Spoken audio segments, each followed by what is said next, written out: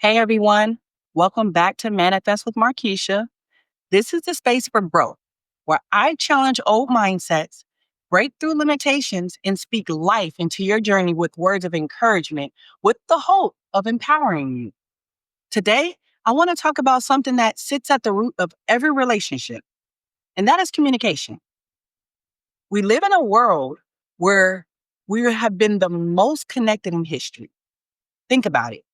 We've got social media, FaceTime, texting, emails, all these ways to reach people instantly.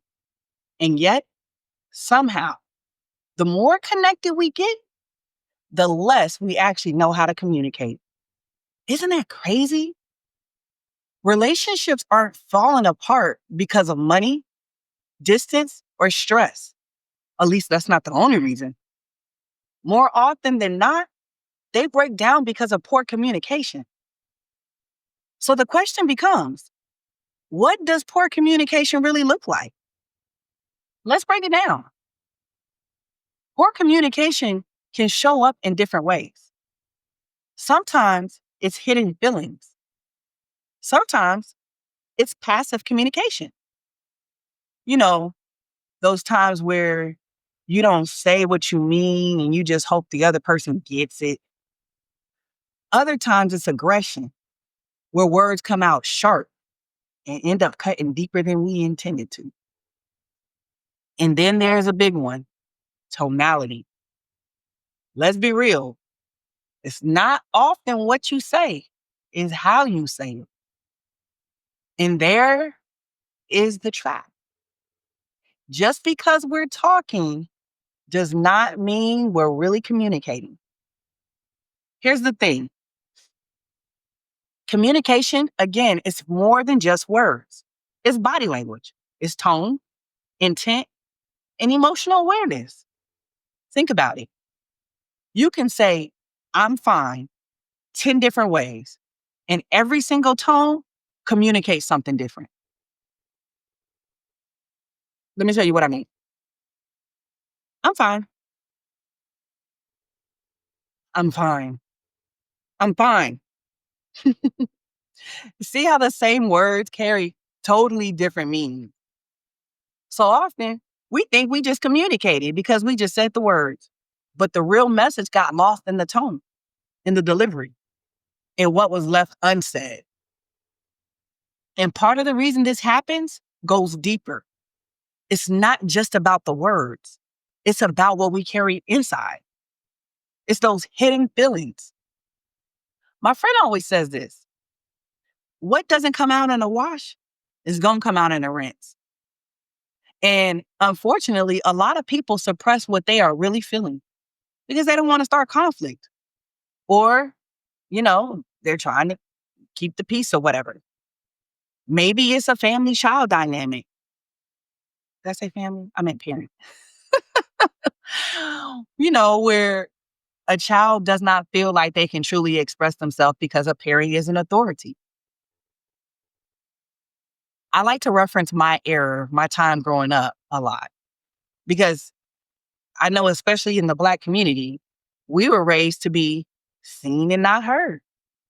So consequently, what we were taught was not to express ourselves, to keep what we desired, what we felt, to keep it to ourselves, keep it bottled up. And we went around being seen and not heard. But here's the danger of hiding those feelings. Unspoken truth becomes poison in a relationship. And it doesn't matter if it's a parent or a child. It could be a husband or a wife. It could be a supervisor or an employee. It could be sibling to sibling. In any kind of relationship, what we hide eventually leaks out. And by then, unfortunately, it's more destructive. But it's oftentimes not in just what we hide. Sometimes it's how we downplay ourselves. And that's where the passive communication shows up. The needs, the desires, the feelings, they're downplayed, they're brought up. See, you have hiding your feelings where you don't bring it up at all. But then you have the passive communication where you bring it up, but then you downplay it. You, oh, I want this. No, I don't really want that. And you do that probably for the same reasons, to avoid confrontation, to keep the peace. You don't want to rock the boat, or for whatever other reason there may be. This is still done with a secret hope of still having the other person just understand you. But passive communication almost always leads to being feelings of being unseen, feelings of being undervalued, and these feelings often turn into resent. How many times have you expressed to the person you were connected to that you were fine when you really weren't?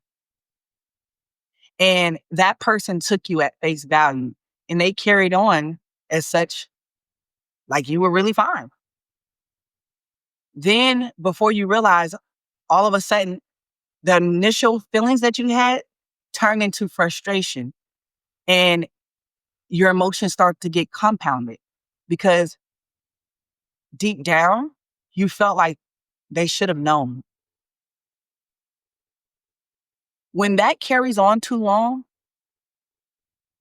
things start to swing in another direction.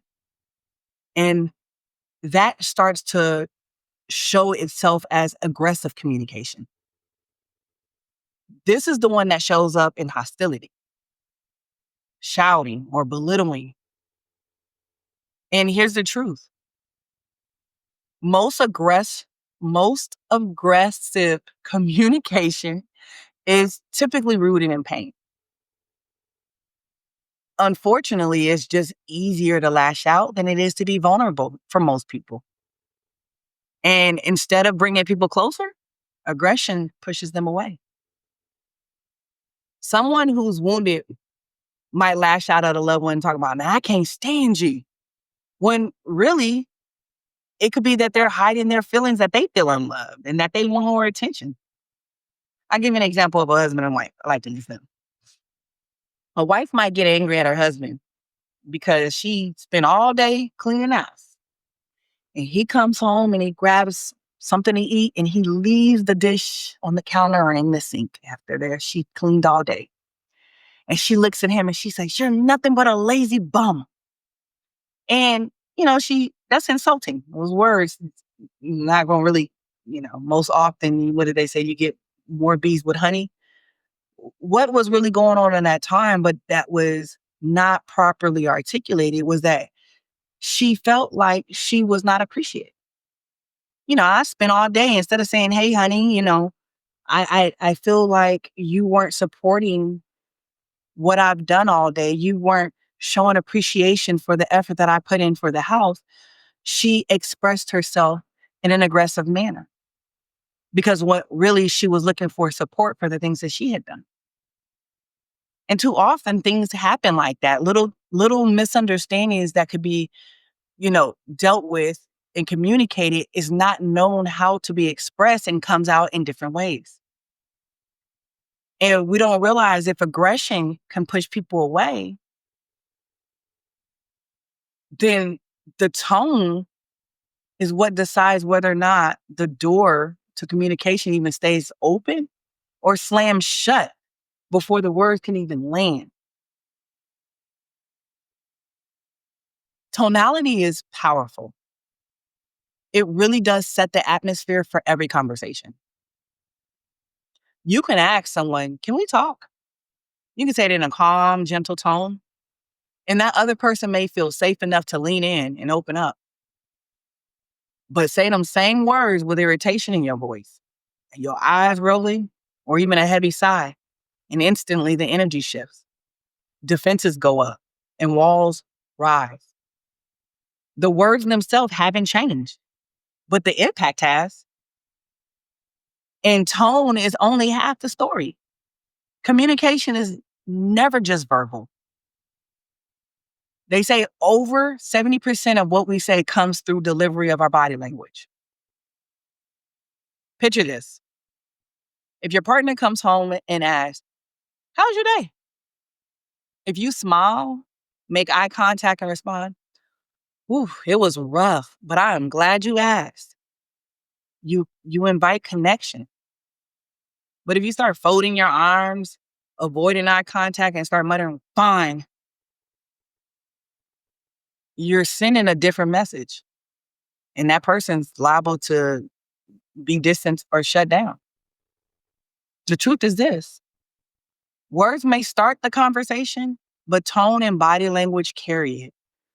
They determine whether healing happens or whether the wound gets bigger. So by now, we can see poor communication isn't just about what's said, it's about how it's carried. And the cost of that is bigger than most of us even realize. When communication breaks down, relationships suffer. Little misunderstandings pile up into major conflicts. Families stop talking, friendships shift, marriages dissolve. People don't always fall out of love. They fall out of understanding. And connections die where communication fails. If we really take in how poor communication can cost us so much, the question we need to ask is, how do we do better? Let's get practical. Communication is something that we should be working on daily. Here's some things I have to remind myself of. Number one, be an active listener. Listening to understand, not just to respond. Ask yourself, when was the last time you truly felt heard? And think about that. That is the same gift you should be giving someone else when you're practicing active listening. Number two, clarity and honesty. Anybody who knows me knows one of my favorite statements is, say what you mean and mean what you say. Don't be speaking vague, putting little hints, or being passive aggressive. Just be clear, be truthful, but more importantly, be kind. Number three, respectful tonality. Remember, guys, words are seeds, but tone is the soil they land in. You can speak truth, but if your tone is harsh, nothing's going to grow. So choose delivery that nurtures instead of scorches.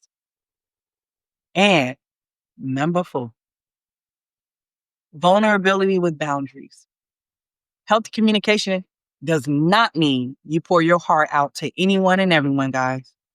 It means you're willing to be open, but you also are wise. You can be vulnerable without ignoring red flags. You can be authentic while still setting up boundaries. And we put these things into practice, we remind ourselves of the bigger picture.